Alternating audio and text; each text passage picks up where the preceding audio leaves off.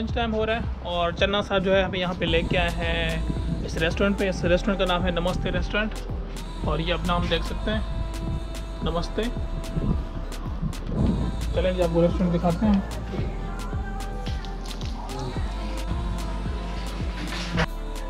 तो ये है हमारा देसी खाना और ये थैंक यू चन्ना साहब फॉर देसी फूड।